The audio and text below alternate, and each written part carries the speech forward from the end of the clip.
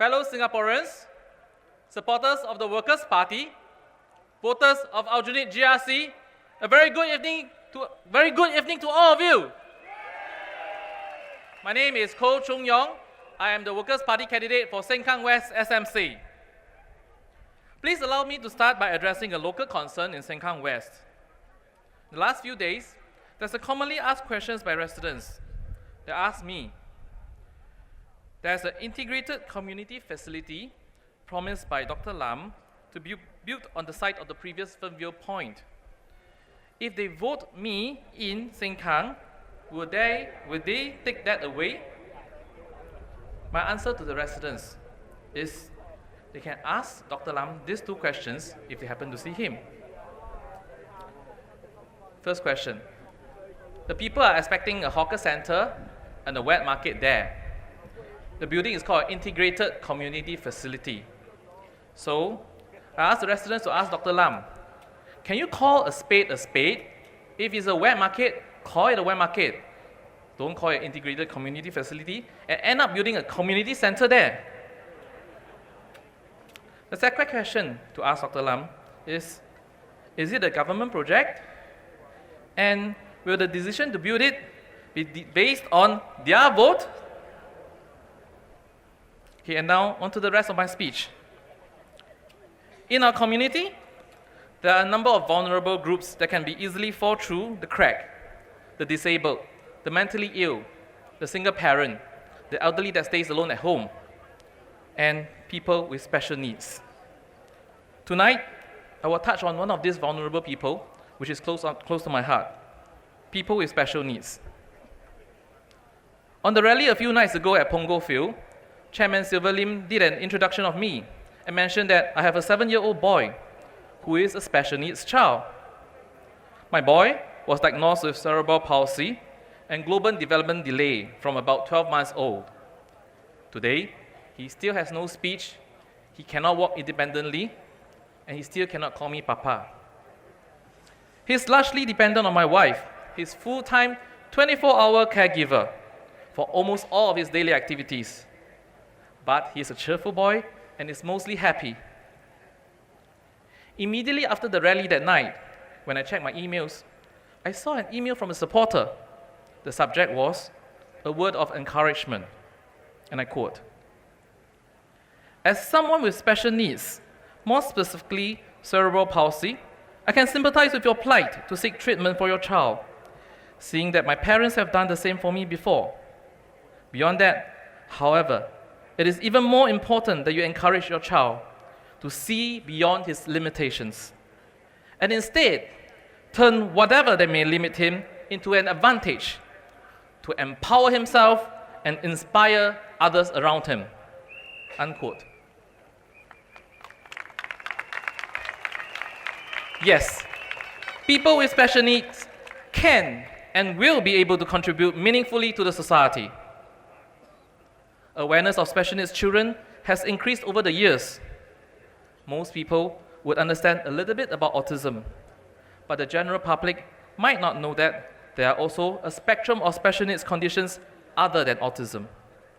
This includes dyslexia, attention deficit hyperactivity disorder or ADHD, cerebral palsy, Down syndrome, and there are others whose conditions are so rare that there's no single term for the condition.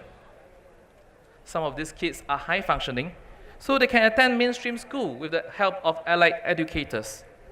But some of these kids are high support, and they need the attention of people to help them, and they can only attend special schools catering to them. That is why addressing issues on special needs is such a complex topic that sorely needs attention. It is not easy to take care of a special needs child. If it is financially straining to take care of a normal child, then it is financially draining to take care of special needs kids. We have a number of proposals from our manifesto this year that can help lighten the load of parents of special needs kids. Allow me to highlight a number of them and illustrate how they can help families with special needs children. My son had to go through various expensive medical examinations when he was initially diagnosed with his condition.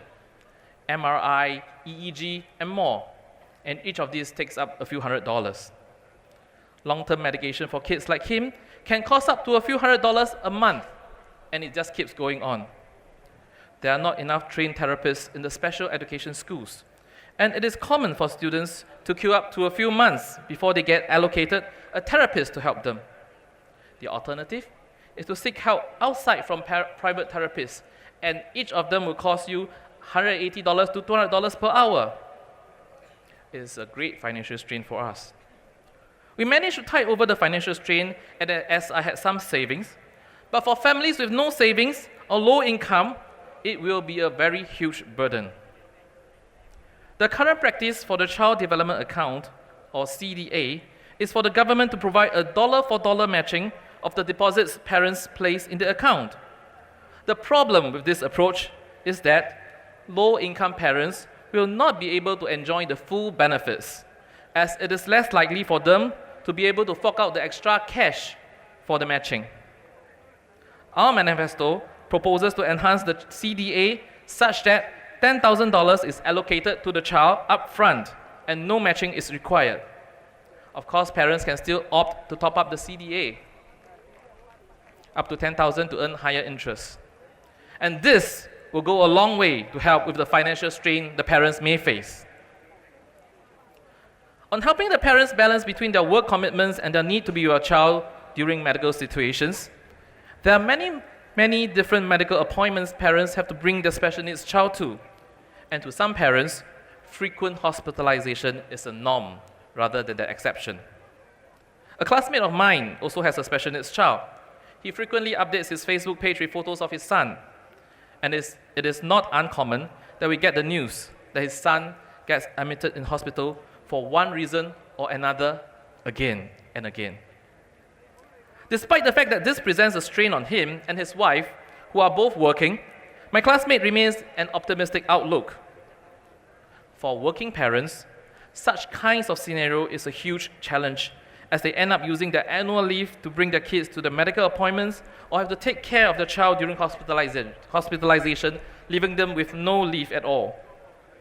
We propose to extend the current 6-day childcare leave to 12 days for parents of children 12 years and below.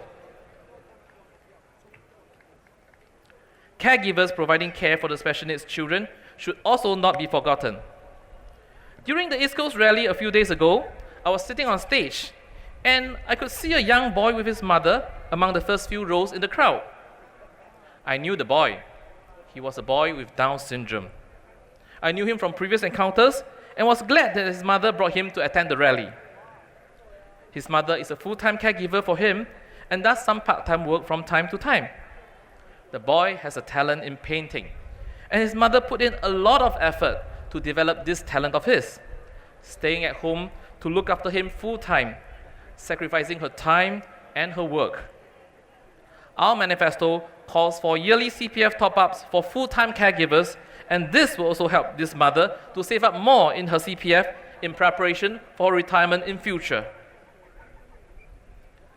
The manifesto suggestions I listed above help lighten the loads of parents of special needs children, but it is only the tip of the iceberg in terms of helping them. We need to integrate people with special needs into our community. To do this, we need to raise awareness of the various conditions, do enough public education to foster acceptance, and with the aim of eventually integrating them as part of our society. Allow me to end my speech with another quote from the same email earlier.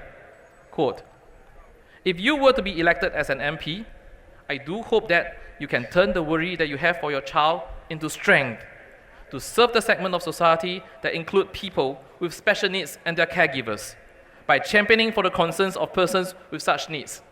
Unquote. And I hope I can do that.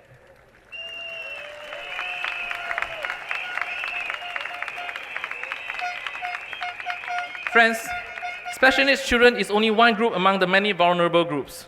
I'm sure you or someone close to you would have a friend with a special needs child. We need to care for every segment of the society, give them the care and concern, and provide them with the help to develop them to the fullest. Do we want to see Singapore become a more inclusive society? Do we want to see Singapore where every child's full potential can be reached? And do we want to see a Singapore where no one is left behind? Yes. If the answers to those questions are yes, then on 11th of September, vote Workers' Party. Empower your future. Thank you.